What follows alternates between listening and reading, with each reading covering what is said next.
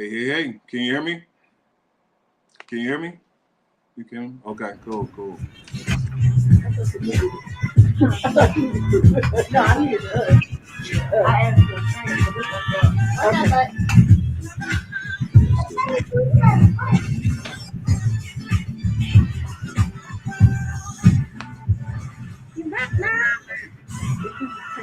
How do I turn the volume up? Okay.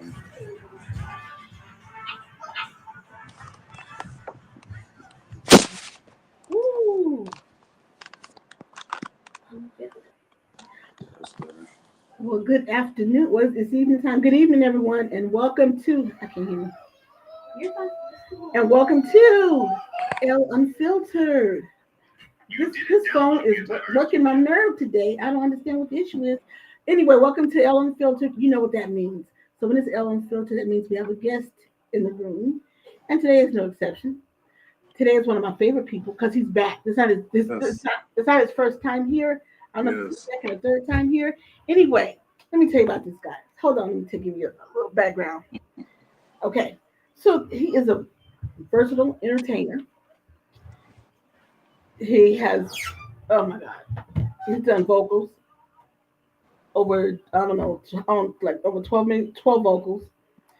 Oh, across multiple sectors. You guys got to excuse me because I'm reading my own handwriting. It's awful. But That's never a good sign. well, okay. He's a singer, he's a writer, he's a producer. So he's here talking about his latest project. I think he did a project regarding Emmett Till. I'm going through my notes, you all.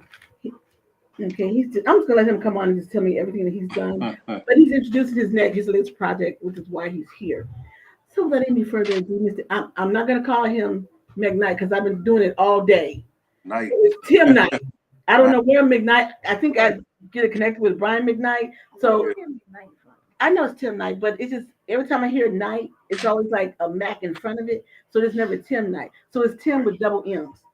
So Two Timm M Knight. Tim. So Tim. Yeah. And I have a lot of Tims that I talk to. So yeah, Tim. Hi, Timm Knight.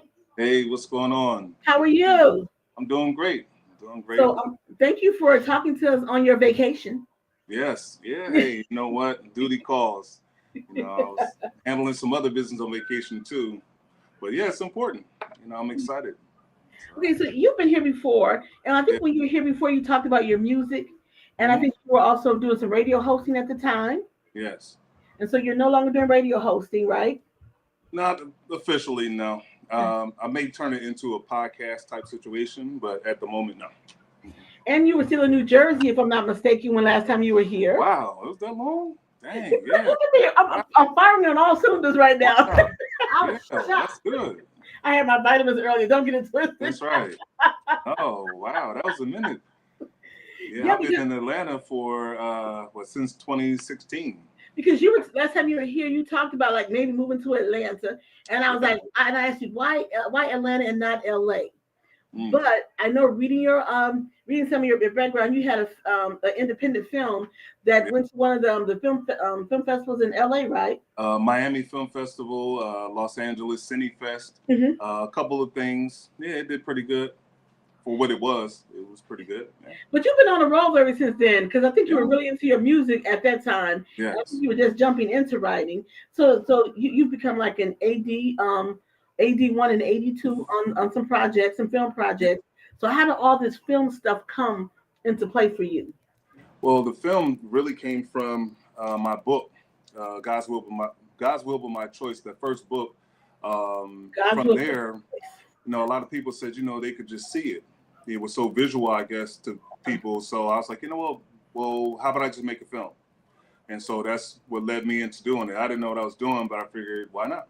So I yeah, think I think when most people get into filmmaking, they don't really know what they're doing, so you kind of learn on the job. Is that what happened to you? exactly. That's what I did. That's what I did too. Yep. I didn't. Yeah. Yeah, you just do it. You just Yeah. do it, and you learn as you go along, and then you Yeah. can become proficient at it. Yeah. So how did you decide to? Because you know what, when your parents are raising you, and they say, "I want my kid to go to college," to maybe become something a little more in the norm, if you want to call it. So, Right. what was it like for you to say, "I'm going to go into the entertainment industry"? That's a great question. I think I already I did. Yeah, I know, right? That's good. tried. So I don't think it was just something that I knew that I could do. Like from writing, I wrote my first actual screenplay at 10. So I didn't realize that that's what it was. But this is the time where we had perforated edges. So you had to tear off the sheets of the paper, printer. Yeah. So yeah. So that was me, and I just knew I enjoyed it. Then I would write little television shows for the basement, my little friends to play in. Uh-huh. I just was always writing something. And then I could play the piano by ear, so I could hear the songs from church, come home, play it on the piano. So I knew I was going to do something creative. I didn't know, to what degree, but I knew I enjoyed doing that. So you mentioned that before. A lot of people cannot play by ear, but Yeah. play piano by ear. I mean, was that because your mom play piano, or was someone in your family very, musically inclined? Yeah, my mom, she played the drums for the church. She What?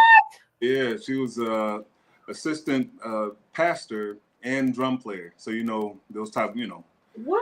black church, you got multiple roles. So small church, she played the drums, get up, preach, praise the Lord, and Oh my goodness. so that was, and then she always wanted to sing. So I guess I got a little bit of a voice. So, but she always loved singing. Mm-hmm. So who were some of your inspirations in entertainment to say something like, okay, I want to write, I want to produce, I want to act, because you act as well, Yeah. music. Yeah. So who were some of your inspirations to do all of that? Well, now even though it's taboo, but the person who inspired me the most was R. Kelly. Straight up. Okay, And I don't say that. yeah. He got shoes, but okay. Yeah. It still does not take away from the fact that he's talented, though. He's super talented. He was the first time I sang a song at all for my sister, her birthday. I sang a song and I was trying to sound like R. Kelly. Okay. She was like, you sound pretty good. So her encouraging me, that kind of was like, dang, well, maybe I can, do something with it. So that was the first time. What was the song? What was the song you sang of R. Kelly's? What was that one? It was her birthday song, but I sang it as if he was singing it. So I still sang Happy Birthday, but I took it like you made it your own, pretty much. Yeah, I made it my own, but sounded like him. So wow. Okay. Okay. When it comes to acting or producing, who would you say influenced you the most when it comes to writing? I think definitely John Singleton. As far as his stories, because all of my movies, everything that I do, whether it's a book or films, it's a message. And I had some work done on my teeth, so. I'm not paying any attention. Yeah. Okay. So if I slur here and there, that's what's happening. I do not talk with a list. But him, because there's a message in everything that I do. So like everything I've done, if people actually paid attention, there was always a message, not a preaching message in there, but it was always bigger than what it appeared to be up front. So that's kind of the when you say it's a message, oh my God, it's probably tripping.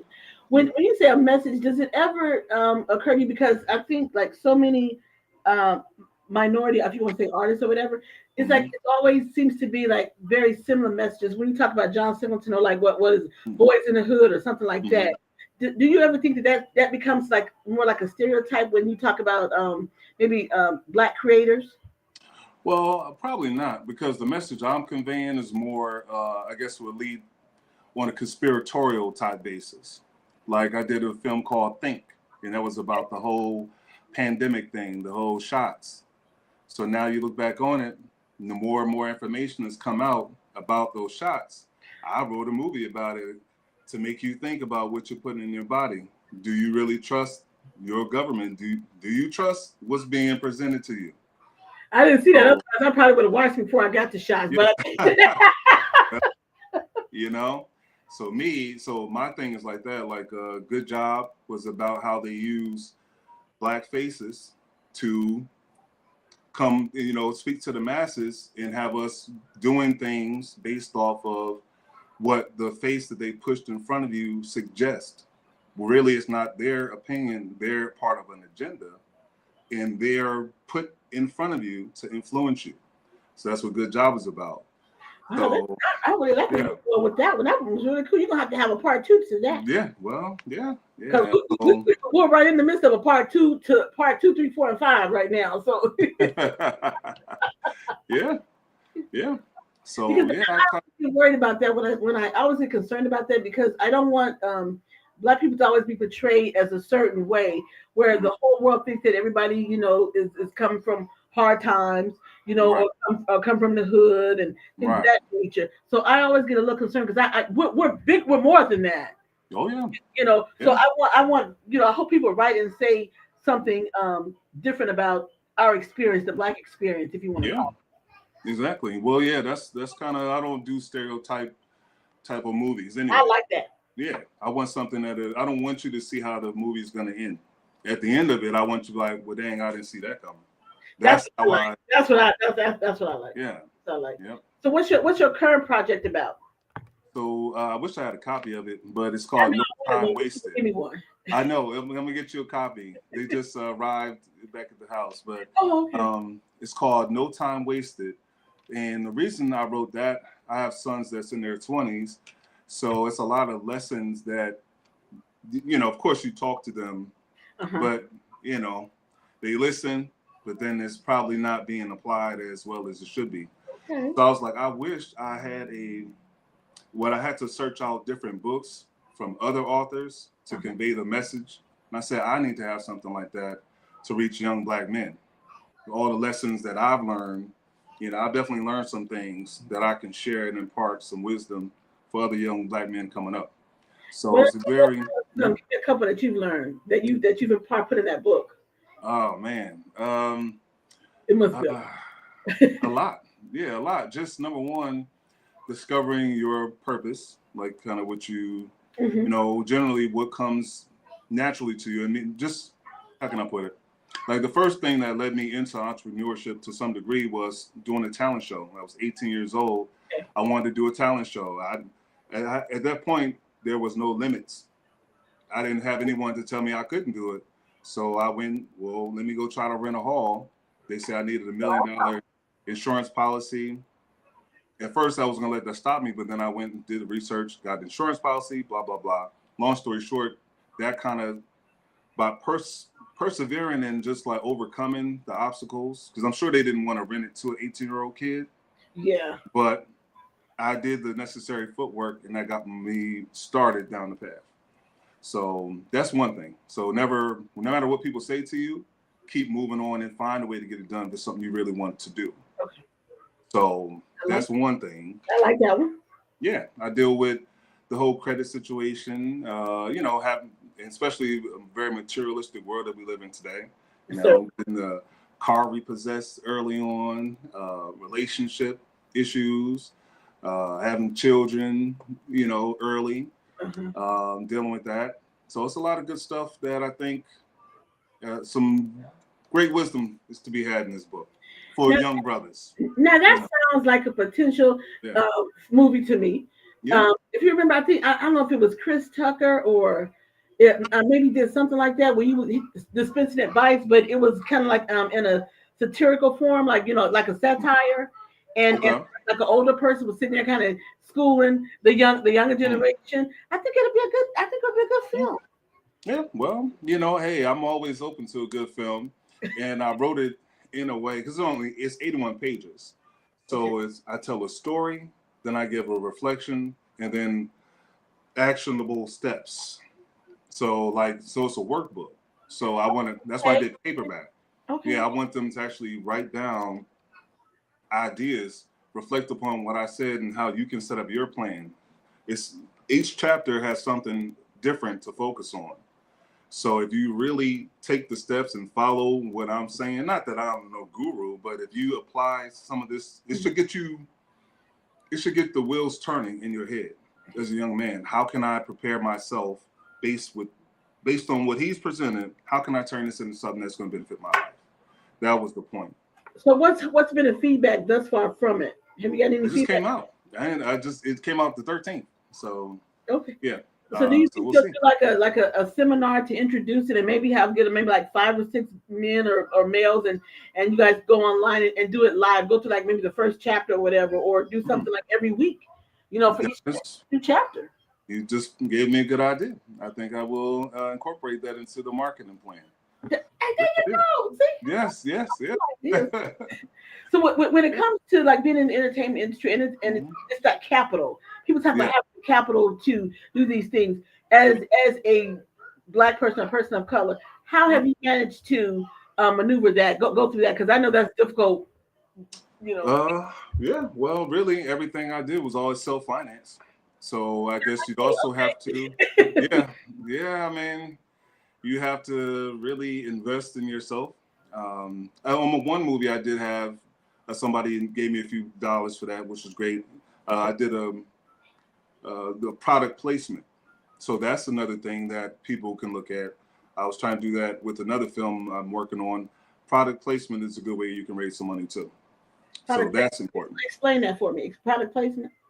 So this particular film I'm working on, we're gonna need some alcohol, Okay. so or wine. Mhm. So anybody who's doing local, if you got your own product, hey, X amount of dollars, we will feature your product. Yeah, Interesting.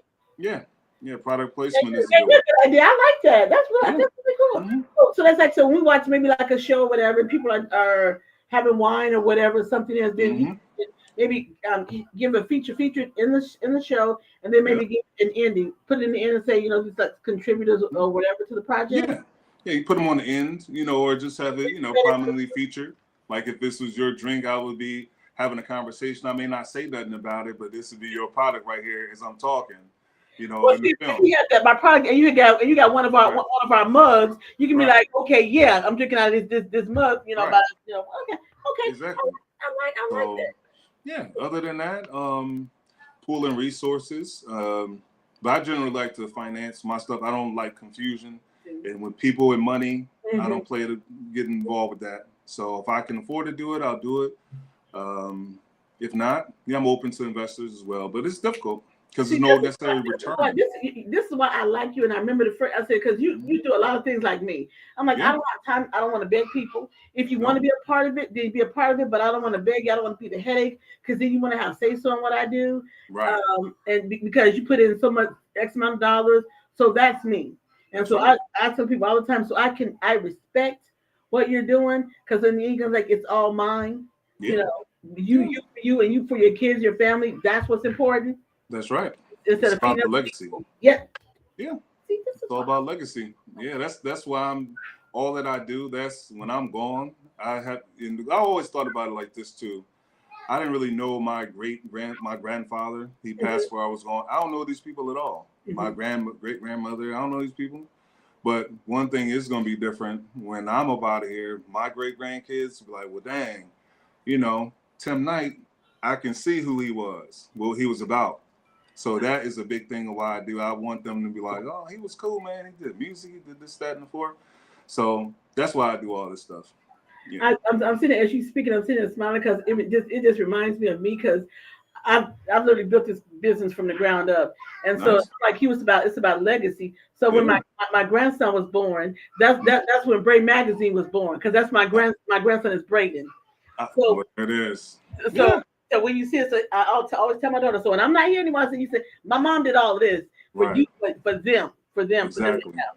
Yeah. So I don't want him to have to say, you don't want your kids and grandkids to start from scratch and build. You want to give them something to give them a head start. Yes. Everybody else do it for theirs. Why not do it for your own? That's the key. And that's I tell my sons all the time, you got to do better than me. Uh-huh. If you like this car, yours got to be better than that. If Uh-huh. you like this house, yours got to be way bigger than mine. Everything you do has to be better.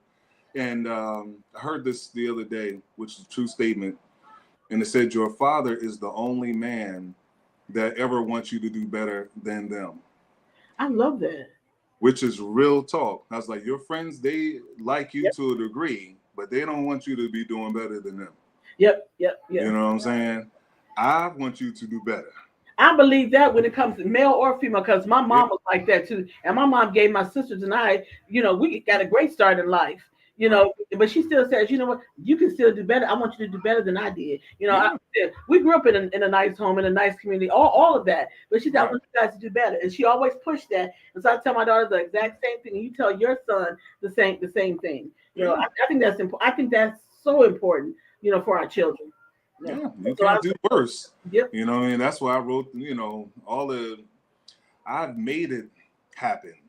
There was, my father was gone. I was 13. Mm-hmm. So I kind of had the trial and error, which I think makes me qualified to write such a book because I had to figure all this out You're right. Yeah. on my own. So the stuff I'm talking about in this book, if I'd known that 25 years ago, I'd probably be rich. Yeah. As I'm gonna make sure I get that book because Yeah. because I didn't. My father died when my mother was still like 8 months pregnant with me, so I never even knew my dad. So having a male perspective in my home with my sister, my mom, we did not have that. So I'm always coming from a female point of view. But now I got this little boy, and I need to Right. be able to explain to him from a male perspective about Yes. what needs to be done. So I'm definitely gonna read. I'm definitely gonna get the book. Yeah. And I talk about that too, as far as, being a statistic, being, married and divorced, and now also a statistic. You got children out here, the man over here, the woman over there. We got to stop this. You know what I'm saying? As Black people, we got to, but that's part of the bigger issue anyway, was to divide and conquer. So now you have this debate between Black women and Black men. No other race of people is sitting here dogging out the other, except us. And you bring up a great question for me because my daughter and I was just talking about what's that fool name, Stephen A. Smith. Oh. This fool. So he came out and said about Jasmine Crockett, and I was like, why would you even open up your mouth to even say that? Well, this is an educated, intelligent Black woman, and he said she needs to do her job. My point is, how do you do a job with a person like that when he belittles everything someone else does? So I'm supposed to just keep doing my job while you calling me, telling me I'm uneducated, I'm low IQ, instead of you telling me, shut the hell up. You're an idiot. So why would he even open up his mouth to say that about a Black woman? Well, you talking about the Jasmine Crockett that's been popping off on the congressional floor? Yeah. Yeah. Well, first, I don't think that's professional. Okay. I think she's being used as a pawn. Here's my conspiracy hat. Come on. Yeah, let's look at this behavior. This is unprofessional, Okay. right? You're a congressperson. There's supposed to be some level of decorum in class, even if you don't agree with your opponent or whatever, across the aisle. Okay. At the end of the day, you shouldn't be looking like you know what I mean? That's a bad look for Black people, in my opinion. You know what I'm saying? I don't want our congressmen popping off and getting all, you looking like, you know what I'm saying? Don't do that. But see, you can get your point across. Okay, so how would you get your point across if you heard and you're dealing with somebody like Marjorie Taylor Greene, you're dealing with someone like Donald Trump? How would you get your point across and maintaining a sense of professionalism? Because at some point, this is just me, I can be as professional as the next person, but what you're not going to do is that you're not going to belittle me and like that. So if only thing you understand me saying, shut the hell up or whatever, or I need to respond in the way that you understand. That's how I look at it. So if all he understands, because he's belligerent and ignorant. Right. I don't like him either. She's not ignorant. I mean, she's very educated. She's not ignorant. But how do you try to have a conversation with somebody who they can't even understand what you're talking about? Because he couldn't even say the word acetaminophen. So how do you have a conversation with a fool? Right. Be honest. Well, I'm just saying but there's ways that you can chop people down. Verbally, and just like you have your employer at work, you tell them about themselves in a roundabout way. True. So where they get what you keep your job, but you also put them in check. True. True. So, and I think we got to show up better on the world stage. That's just my opinion. You know what I'm saying? You'll never see me talking reckless, not when I'm in a position of influence.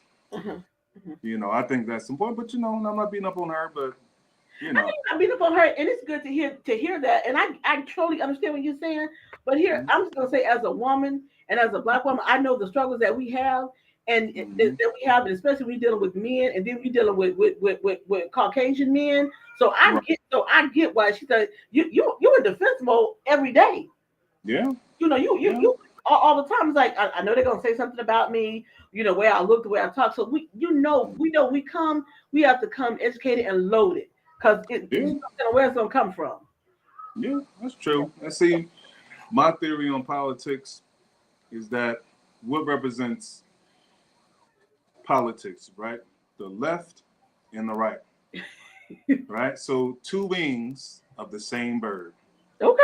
At the end of the day, that's how I look at politics. It's all the bottom line is the people, are we getting what we need down the middle? Well, we're going to Are say we it's just still right now. No.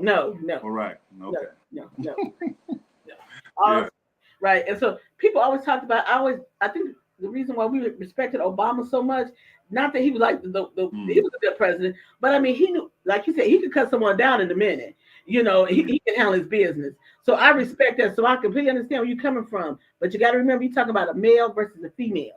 And so we automatically have to be, like I said, on our P's and Q's. It's cool for Obama to handle him like that, but as a woman, I'm gonna have to pop off for you. I'm sorry. You know, you can't call me low IQ. No, like you. Right. I get it. Well, she's educated, but then it's like at the same time you put yourself into that box. I think that personally using her, I want to see what her career looks like 5 years from now. That's what I want to see, how this is going to fare for her, because she came out of nowhere. She is super educated. She did. I had to read a book. Like, who is this? Yeah, she's definitely. But then now you're playing the role of LaQuisha on the, you know what I'm saying? Like, because you didn't come from the hood. Yeah, you're not from the hood, highly educated, well-to-do background, all this type of stuff. But now they have you up here being that girl. Okay, so let's leave. I'm gonna leave Jasmine. We'll leave her alone. We'll leave. So I'm gonna ask you. So what about Kamala? Lady Kamala Harris has been. Yeah, I was like, what? When she said they showed the video, I was like, is that Kamala? Because you never see her pop off, and you say like that. And I'm gonna be honest, I enjoyed it. I really enjoyed it. Well, here's now. Also, keep in mind, everyone, audience. I wrote a book called The Uncomfortable Truth. Okay. So this is what my whole thing is. Okay. Now, I actually spoke on her in my book, as a matter of fact, before she even ran, because number one, I forgot that she existed before she was running for president. I'm gonna be honest. Until I said, who is this? And I had to read up on her. Who was that? Right. Mm-hmm. But that's how you know that was a whole setup anyway, because they knew she was not qualified to actually run. We didn't know that she existed. If we're being honest. Okay. We knew that she was the vice president, but then you never really saw her. Then out of nowhere, she got pushed to the forefront because Joe Biden wasn't running. Mm-hmm. So now they figured, well, the best bet is to go with her. So that in of itself, and then the whole debate with, is she black, Indian, all that type of stuff, it's like when convenient, as most people relates back to my other movie, Good Job, which is somebody with black face that is pushed out to the masses, as somebody that's for the people, they're on our side, but really there's a white hand operating and pushing them behind the scenes. So that's where the category I have her in. Using the F-bomb, come on. You know, why are you doing this? And she's a drunk. I mean, I'm just throwing it out there, but that's you doing that. Did you say a drunk? That's what. There's been many a times where it looks like she's been under the influence of some substance. Man, that's the first time I've ever heard that. I'm gonna be honest. When Joe Biden first picked her for his running mate, I said, "Who is this?" And I remember her having a debate, and she was very, I thought, rude, and too aggressive. And then when he picked her, I was like, "Pick anybody but her." That's how I felt. Honestly, when I first heard, because I didn't know anything. I said, "Anybody but her." And when he said, I said, he gonna lose. I was just for Joe. But then the more when he finally pushed her out there, and I started listening to her, and I learned more about her background and her relationships, things like that. So I gained more respect for her, because initially I did, because like you said, I didn't know her. I didn't know her. But most people didn't. Politics makes strange bedfellows. Yes. And I do think that Joe knew that he was not going to win against this fool that's in there now, which I think is a shame. But I said, but to me, they used her. She was like the scapegoat when like they said they could have gone through the whole. Well, first of all, Joe he never should have ran, put in the vehicle Right. way, and given whoever an opportunity to get out there and to meet the people. That's the mistake they made. But I like I said, I respect her now. I know more about her, so I can listen to her and what she has to say. And her 107 days gave me more insight into who she was. So I give her respect. But like you said, there are other people out there that's pushing her to do certain things, and you have to play that game. I know there's a game you have to play. There's a game you have to play in anything. In the industry. Yeah. Well, I mean, for me, it was a whole bunch of word salad. She used just like words, but then it's just like, what did you actually say? What was the actual agenda? That's what I'm like, I think as Black people, we got to really put these people to the test. You can't just we're too far gone in time for us to just be looking at people on face value. You know what I'm saying? We're beyond that. We can't just because we Black, we got to be Democrat or we got to be, just like Joe Biden said, well, if you're Black, you basically got to vote for him. So I don't like politics at all. I think all these people are the worst. That's just me. Well, this whole right here, these are a bunch of cartoon characters right here. Mm-hmm. So you can create a whole cartoon off of this whole situation here because I've never seen anything so dysfunctional and incompetent. And since I've been voting since I was 18. I'm over 50, so I get it. So I've been voting a long time, and I try to pay attention, which is why I said I think when Kamala was running, she repeated the same thing too much instead of just talking to people. Too many just the talking points. No, talk to me real. Direct with me about what's going on. But she's fake. You can't keep it real when you're fake. You're a fake person. That's how it comes across. Yeah, because like with the whole when Candace Owens, oh God, protect her because I'm gonna be honest, Candace Owens. That's my girl. Oh, I'm gonna kill you. Now, yeah. Oh my God. Now that's one Black woman. Now see the thing is, now I'm gonna tell you, because initially she says a lot of things that people are uncomfortable with, but it's fact-based. Now people don't like the truth. But when you really go back and look at now, if you take a statement that she makes and then go research what she has said, then you come back and then answer the question for yourself. Was she lying or was she telling the truth that nobody wanted to hear? Especially what she said that you can recall that's fact-based.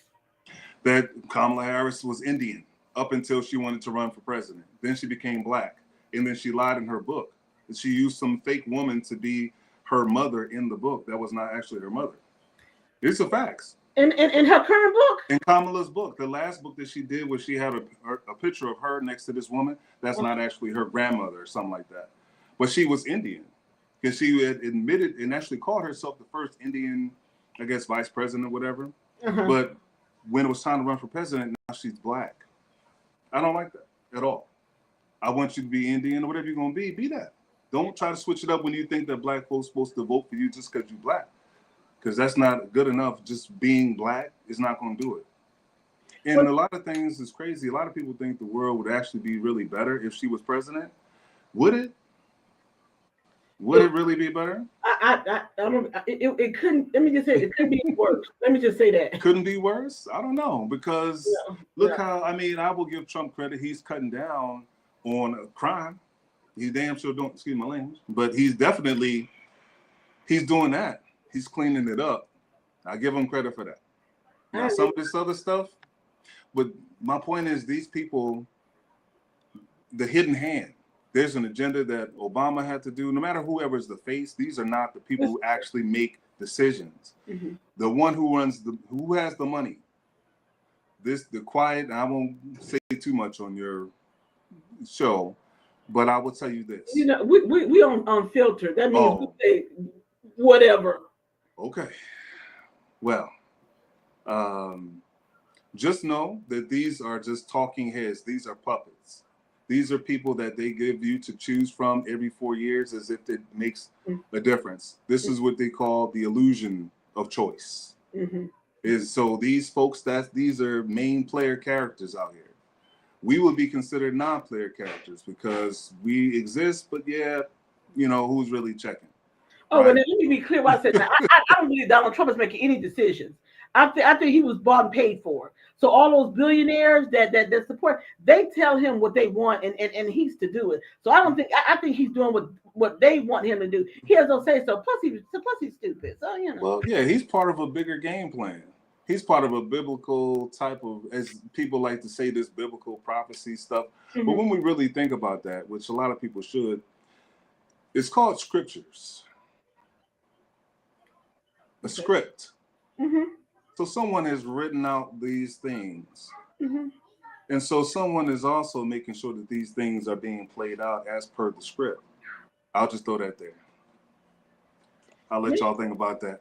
Yeah, that was a lot. We about this because I agree with some of your talking points, and then some I don't. Now I do agree with the whole.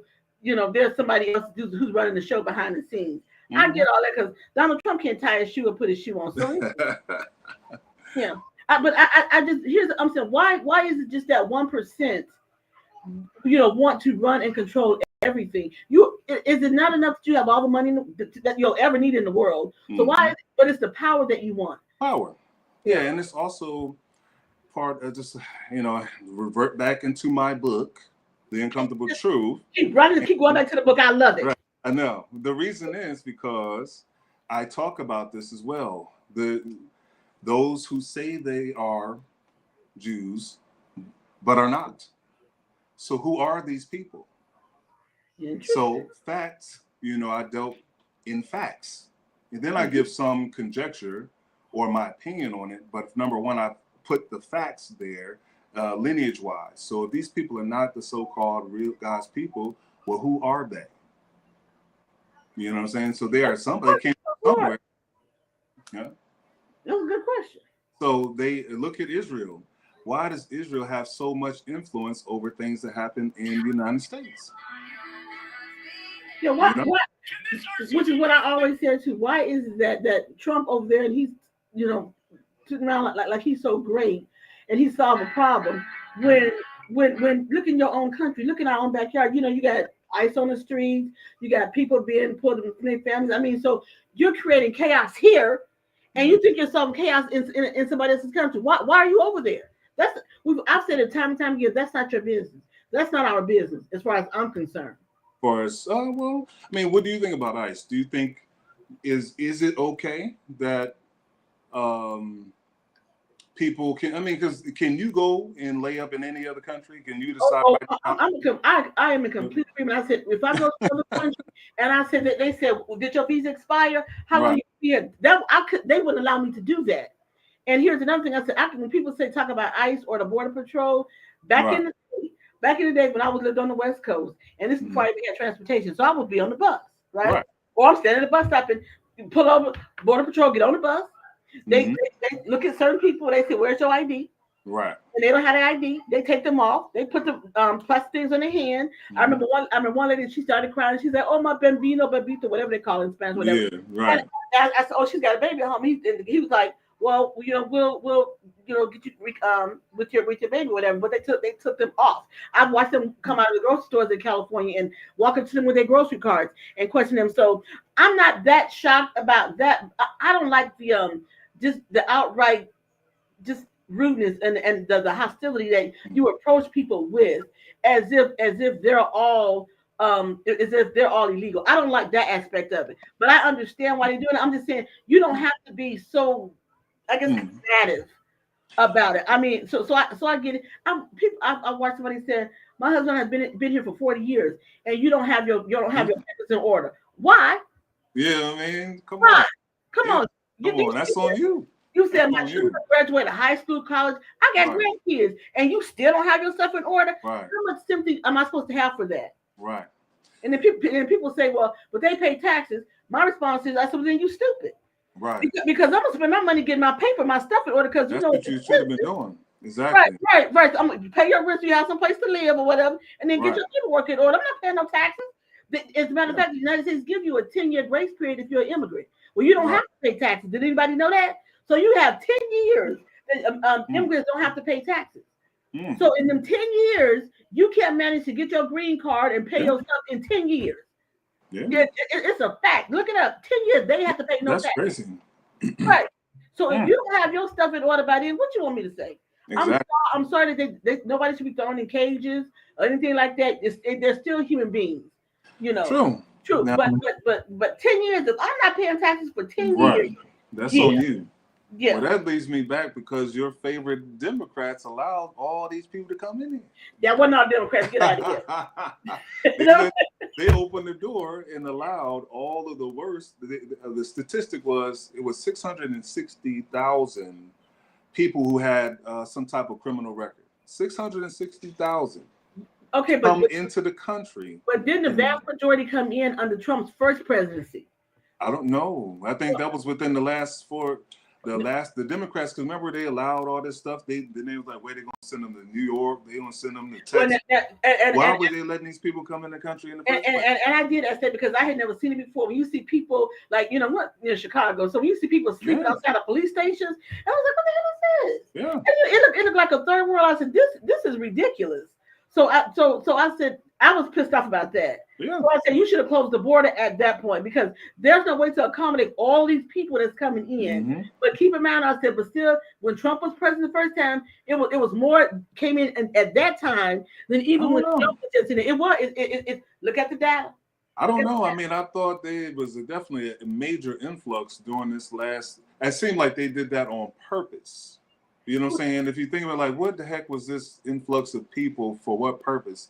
The worst part is, especially in Chicago, now I think they're, what is it? I don't know if they're bankrupt or something like that, but they all the resources that was given to these people, as opposed to people who lived their whole life. You know what I'm saying? Well, some people like on the South Side and some they were saying, why are all this going to the immigrants? And you've been here your whole life. Yeah, right. And you can't get anything. Can't get a dollar. Right. But how about that's always been like that, right. You always give to immigrants versus the people in your own country. Has that always been here? And that's something. Democrats too. That's what I'm saying. That's why I said they both horrible. You know what I'm saying? Like this is a Democratic mayor of Chicago. I think, if I'm not mistaken, I think it's something up with their budget. I don't know if the city's bankrupt. Something's going on. They always do this when they're trying to pass the budget, and the mayor is Brandon Johnson. Now, don't get it twisted. Brandon Johnson get on my nerves. I say, what? He get on my nerves sometimes. Well, a lot of times, because not an ignorant man, but I think when people apply for these jobs and they think they're going to go into politics, they have a different idea of what the political arena really is. And so when they get in there, they get their ass handed to them because they don't know what they're doing. Because he was a high school teacher. Okay, you're teaching your students certain facts. When you come out go into Chicago is the third largest city. Right. You understand? So you're dealing with all of that. You have no idea what you're really doing. So now you're all into it, and he's getting his butt handed to him every day. Yeah. Every day. But do I say he's trying? I think he's trying. He's trying. We got to do better. He got to do better. He got to do better. And we can't, I think I'm going to run for somebody's office. Why not? Well, why not? Run independent. I said you got to be independent. Independent. Neither one. And that's the thing is, like, stuff gets done how people want it to get done. Like if somebody was if there was really a candidate that was really truly for the people that was going to really do something, how long do you think it will be before you're going to be eliminated?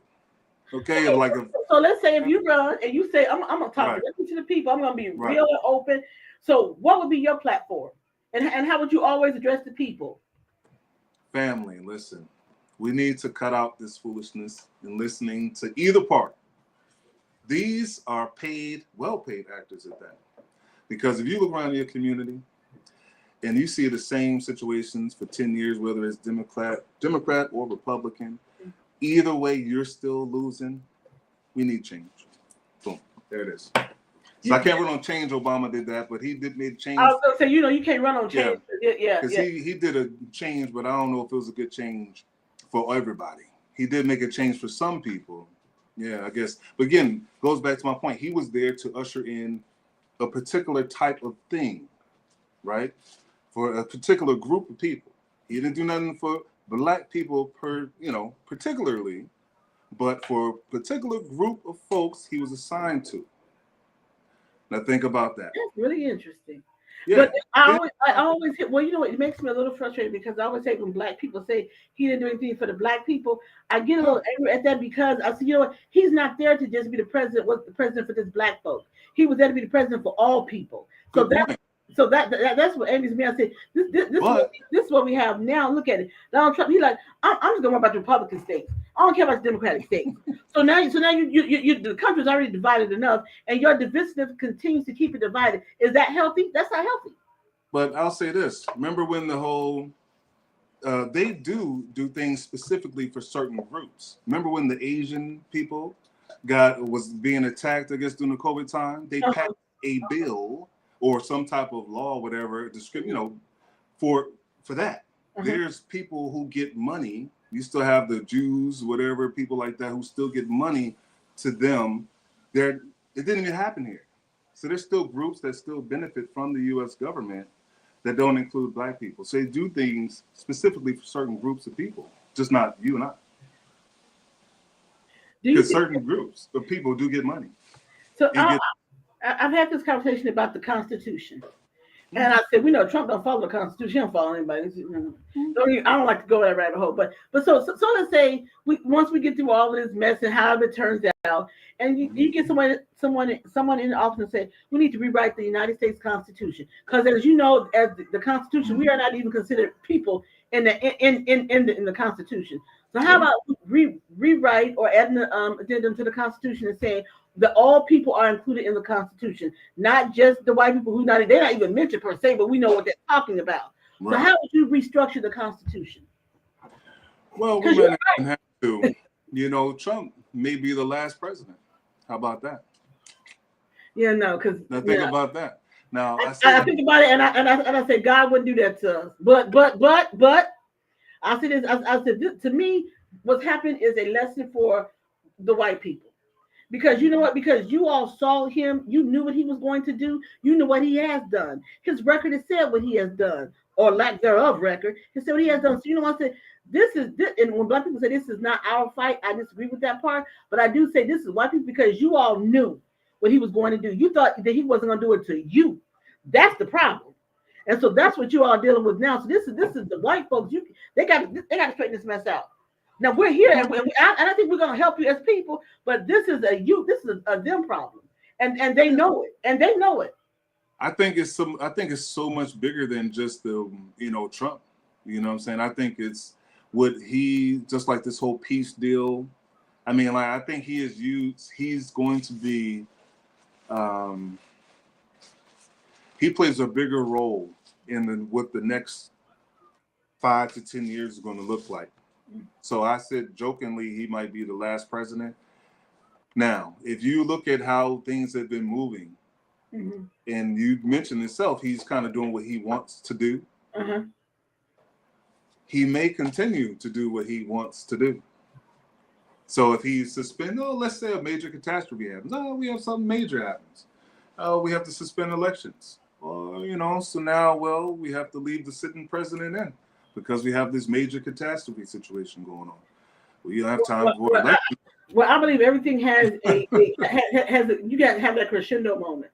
So everything has a moment, and so he's done so much. And here's the thing: I am a person of faith. God will allow you to do so much until He said, "I've had enough of you." And then that's what said. And we all have said this. At some point, you're gonna be on your knees, and you're gonna call the name Jesus. And I said, Trump has no idea in my opinion, what that feels like or what that even looks like. But you have done so much. You're so full of hatred and so full of venom, and just you're a horrible human being, to say the least. And so at some point, I've done things in my life that I said, "Oh God," because when God slaps you, you're not going to get away with it forever. Some may think that they will, but you will not get away with it forever. And he's one of those people that he's been riding so high for so long. At some point, sweetie pie, at some point, you're going to hit that wall where you're going to like, wow, I didn't think it was going to happen to me. Because he puts himself in it as if he's God, as if he's above God. And when in the Ten Commandments, it says that God should have no other man before me. And so when you do that, you're asking for trouble. And he does that. And so I'm just sitting back, I'm waiting. I'm just waiting. So when something happens, I'm like, what y'all crying for? You Well, didn't see it? You yeah. didn't know? Now, I often wonder, it's because, how can I phrase it? A lot has transpired, and not in defense of Trump, but I think I liked Trump before all this other stuff. You know what I mean? I bought some of his books. He was a good business. The show Apprentice was great, good TV show. Don't say he was a good businessman because the man went bankrupt multiple times. I mean, the TV show saved his butt, but he was great on the TV show. True. I think a lot of people liked him before he ran for president. That's just being honest. Then he became. So I think you're right. I don't know that he was racist before running for president. It seemed like once he. I'm just saying, like, because of all his black celebrity friends, I think nobody really considered Donald Trump. It was never like, oh, Donald Trump's so racist before. You know what I'm saying? But then the other thing is, but it was always there. It's just the fact that he hid it. So now he says I don't have to hide it anymore. But it was always there because you. So you think he's racist? I think he's. Matter of fact. I think he's racist. I think he's ignorant. Personally, I think he's more stupid than anything. I always say, what's a better word to describe him? I say, no, stupid fits. Stupid is good. Stupid is good because I think he's ignorant. I think he's ignorantly ignorant. I mean, everything he touches, it doesn't turn to gold. He lies. He steals everything, and he's using our tax dollars now to enrich himself. He's used the country of Qatar. He's enriching himself right now. You made a deal with them to give you a plane, to give him an airplane, while he's opening up a $5.5 billion golf course in Qatar. And then they said in return for that, we want to bring a plant. We want to build our Qatar airline in your country. So now you put them over in Idaho. Now, how you think them white folks like the Qatar in Idaho? They don't. They're ready to hell right now. But he does that. Anything to enrich himself and to hell with anybody else, he does not care. And to me, I'm a person that I do care about other people and what they have and have not. When you have Donald Trump is a soulless bastard. When you have no soul, we can't have any conversation. That's why some people, you're the only, let me tell you how good you are. You are the only person I'm going to sit and have a conversation with about Donald Trump. Because anybody else, I'll say, I'm not talking about that damn fool. But you can have a reasonable conversation. Anybody else, and he's what? Well, yeah, we can't be, that's the thing. We can't be emotionally tied to these people. And since I have no ties to them, I can talk to, I mean? Like, I know, I don't trust either one of these people. Anybody that's in this position, you mentioned God too. So God is allowing this. I know this. So, I mean, or maybe God wants us to do something.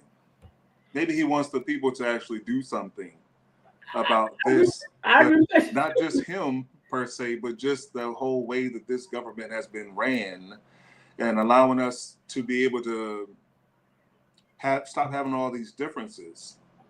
Because as long as we keep divided over all these issues that they create and push to the forefront of everyone's minds, there will never be any change, because I'm arguing about this, you're arguing about that, this one. And meanwhile, the people that's running it is just laughing. And look at these people. And the main issue is, I said, it is the racial issues. I said, I have always been a person that said, I don't judge people by their skin. I always remember when Dr. King that part, I said, you don't judge people by the color of their skin, but the content of their character. I live that. I try to live that. Now, keep in mind, I ain't no saint, because I talk about white people. Hey, we're not perfect.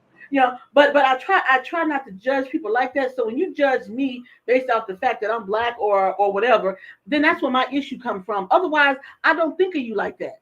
Right. You're just a human being. But for me, a lot of people think when you look at black folks, they might be ghetto or they criminals or this or that, so and so. They already have their preconceived ideas as to who they think that we are, and that's their problem. That's not our problem. That's their problem. Because I'm telling you, I look at white people and say, oh, okay, whatever. I don't think about you every day, but you look at a black person and think, oh, they moved into my neighborhood, they're taking something from me, they just say that they so and so. When in reality, none of this belongs to you. If they being honest, none of it belongs to the white people. Well, we were already here. That I believe. Right. No, for a fact. Right. We did all not come from no slave ship. I talk about that too. And it's not conceivable that millions and millions of us survived on a ship from Africa to here. We were already here, the indigenous people. That's why we don't look like the African people. You go to Africa, me and you go over there, we will stand out. There's a different type. Yes, we have same skin, but we were already here. So it's a lot of stuff that it's just so much. It's so much. So you gonna tell me you don't believe that all people came from one part of the world, from Africa? The DNA suggests that everyone came from Africa. Okay. Now, how we got here, there's also a certain thing called Pangea. So if you know about that, but that's a whole nother story. But the bottom line is that the black folks in Africa have already had boats, like Mansa Musa, all these people. They were rich. They had been to the America. They've already been here.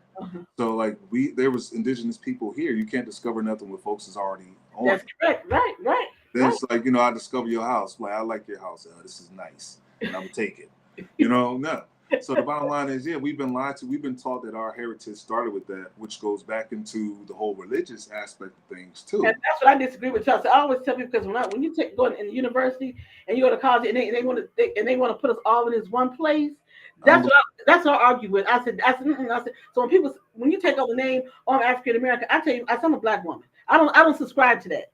I'm Black American. I'm gonna go with like Smokey Robinson say, I'm Black American. As far as I go back to my family generations, most of my grandfather was so dark, he came from somewhere in Spain. Okay, the man was that shirt you got on, he had blue eyes, glassy blue eyes. Okay, imagine that. Yeah. So he always say he was Portuguese. Okay, yeah. And then my grandmother, they light white Indian and a half Indian. Yeah. That for a fact. Indian. Yeah, Indian. Right, Indian. Right. We mostly favor the Black Americans here, mostly favor what you would consider Indians. Or Native, right, exactly. Yep.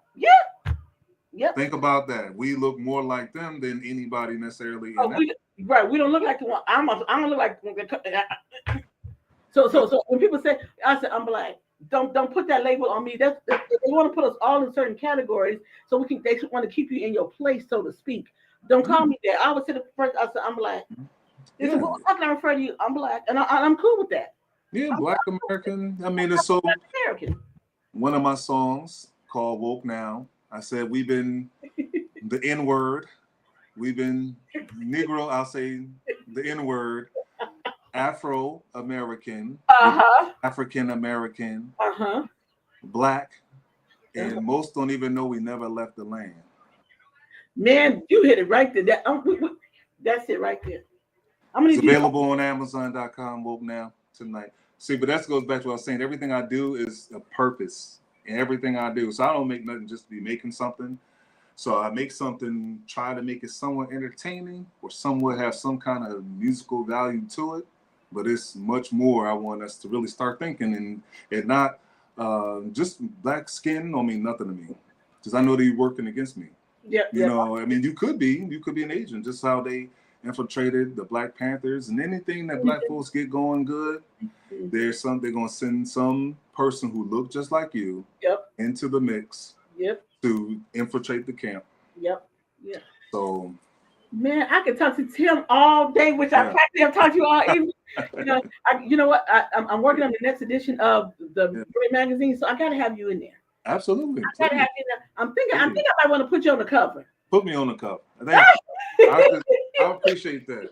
Yes. No, that would be awesome. I'm going to promote it out this world. So, okay. Because I've had like the best conversation, and we're able to talk and have agreements and disagree and still come away and have understanding of each other. So this has been a cool conversation. I am so glad. But now tell everybody where they can find your work before we go.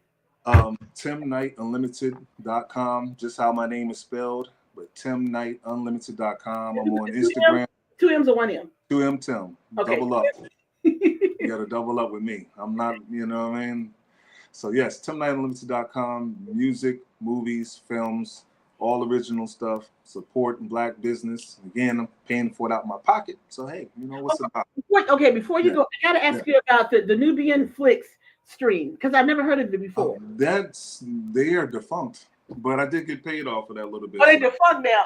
Yeah, they're defunct. But it was a black Nubian streaming channel, which is a great idea. It is. So we do need platforms to showcase black art.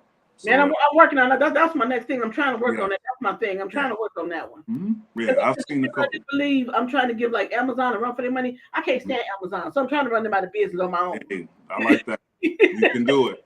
Exactly. Because they got everything. So I'm trying to bankrupt them, to be honest. Because I don't buy anything from them. I don't subscribe to. I just don't. Because I think you start in your garage. It ain't like you're brilliant. You're not brilliant. That's true. Yeah. That's true. They capitalize, capitalist society, Yep. Yes, also it's nighttime on Instagram. It's nighttime. But it's nighttime. It's the KITSKNIGHTTYME. So yeah, you find me, reach out. I'm open to collaborate, talk, have a good time with everybody. Yeah. We got to collaborate on something. I mean, I'm going to put you in the magazine, so that's one collaboration. Yes. I got to collaborate on something because let's work. Have a good time trying to dissect and me agreeing with you and you disagreeing with me. And That's what it's about, a healthy conversation, and that's not everybody's so emotionally charged. And that's why we can't get anywhere. I'm about solutions. So you may have the solution right in your mouth and vice versa. You'd be like, yeah, that's true. Yeah. Because normally had I been talking to anybody else, I probably would snap their head off. But no, we had a conversation. Yeah, that's what it's about. And you explain, your side. I'm like, okay, all right. That's it. All right, you guys. Tim, thank you so much. I got a blast. Thank you. Well, so far, you got to come back anytime. You sit up and say, "I'm coming back." I'm like, "Oh, okay. What day you want?" Hey, okay. You let me know. Okay. All right. Enjoy the rest of your vacation. Yes, I will. Yep, and have a good one. And we will talk often. Yes, let's do it. All right. Thank you, guys. Okay. Thank you. Take care. All right. You guys have listened to my conversation with Timm Knight. Man, Brianna, what did you think about the combo? Did you tuning in? A little bit here. It was a fantastic conversation. For you all on what's called my phone is acting stupid. I couldn't get you all on TikTok, so y'all missed the conversation. I keep getting this pop-up stuff. What time we got, Brianna? 7. 7? Okay, let me cover the story real quick for me before we go. Give me Chris Breezy. That's into Chris. What Chris do now? No, Chris has been good. I always say when Chris do something bad, so I want to celebrate him when he's done something great. So Chris was performing, I think, in New York. Okay. It was in New York, and they said this is the 3rd time, and he's the only artist that has ever sold out this particular arena, right? And he's 20 years in the business. Yeah, 20 years. This is what I find funny when they say icon. They say icon. I said the boy 36. How you gonna call somebody an icon? He's 36. What the hell is it? Because he's been in the game since he was 16. But okay, 20 years. Okay, but has he really attained icon status? That's my point. I don't think he has. I wouldn't go that far. Okay, but I mean, this is how you know you old when you and Chris Brown's like the same age. You like, geez. Oh my God. So I said, I was like all of 14 when he came. I remember when I was teaching the little kids. I was like, who is Chris Brown? What's the Chris Brown? These little young girls was going crazy about Chris Brown. And he couldn't really sing back then. Yeah, he was just your age and he was cute. And he could dance. He could dance like Michael Jackson. Right. Yeah. Then he got the vocals. He's like, oh, hello. Oh, okay. And so that I saw Chris in concert. She did. I remember her dad took Brianna and my little cousin to see Chris Brown when he was in town. So yeah. But that was but I love him, and I said he's made mistakes in his life, no doubt about it. But to sell out, and I think it's the New York something based arena or something that they said that he sold out the 3rd time. No other artist has ever done that. And so I said, congratulations, Chris. In 20 years in the business, good. I mean, you've had your ups and downs, but you know what? You're still doing it. You're a dad. He's a dad of what, 3? A daddy of 3. Apparently, he's being a good dad. So I want to say something positive because anytime I have to talk about Chris Brown, usually it's something negative. And I want to say good job, Christopher Brown, aka Breezy, Chris Breezy, which is Brianna's nickname when she was a newborn Breezy. And Brianna said she was the original Breezy. Yeah, she was the original Breezy. She was kind of like, well, he older than you, and she was the original Breezy. He became Breezy in 2005. I was Breezy long before. Yeah, she was Breezy when she was born in 90s. She was Breezy. That was the first nickname I ever gave her. I said, "This is my little Breezy right here," because she was a little something. And I said, "Yeah, just like a little breeze." So that's why I said, "This is my Breezy." So that's how she ended up with the nickname. And then she got older. I was like, "Yeah, she's not Breezy anymore." So, but my younger cousin always calls her to this day. He'll say, "Hey, Breezy," and she was like, "Oh Lord." So that's a shout out to you, Holly. My cousin Holly. Mind you, the fact I'm still little, that could be a fact. So. Yeah, so there you go. So that's her nickname for a lifetime. All right. Who else? I had one more person. Who else? And then I ended up with my own Breezy. Oh, look. Well, that's my brain. That's my brain. Bray, you can't call him Lil Breezy. You can't. He not no. I said he would, but if you look at him now, if I show you the baby pictures, you all wouldn't believe that's the same baby. He was a little fella. He was a little fella. He was actually around the same weight. The weight that she wasn't reversed. No. They actually weighed exactly the same. I think Brandon was 6'3" and 11 ounces. No. You was 6 pounds and 3 ounces. 6 pounds 3 ounces. And 19 inches. Oh, and 19 inches, right? 19. I'm sorry, yeah, 19 and he inches. was 6'3", 18 and a half. Okay, yeah.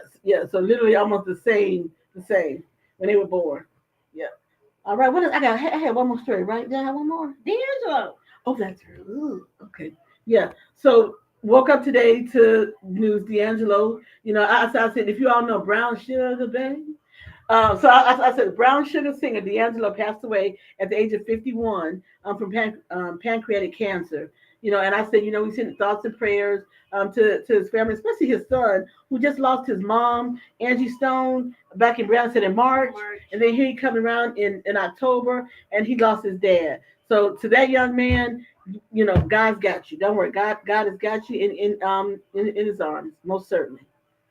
And so, and I think Jamie Foxx made a nice post, because if you remember an episode of Jamie Foxx when all the women back in the day was crazy about D'Angelo. That was the fantasy. Yeah. For fantasy. Yeah. All the women loved, because he had. Now I don't even really like to do with braids in his hair, but them abs, those abs, woo, Lord. Yeah, he was hollering. Ooh, them abs. And when Jamie put the braided wig on his head, and then did the Vaseline around his navel, I said, yeah. So I'm sure that was a memory for Jamie Foxx today too. So you know, and Jamie is a brother, Jamie brother. Yeah. All right. Anything else?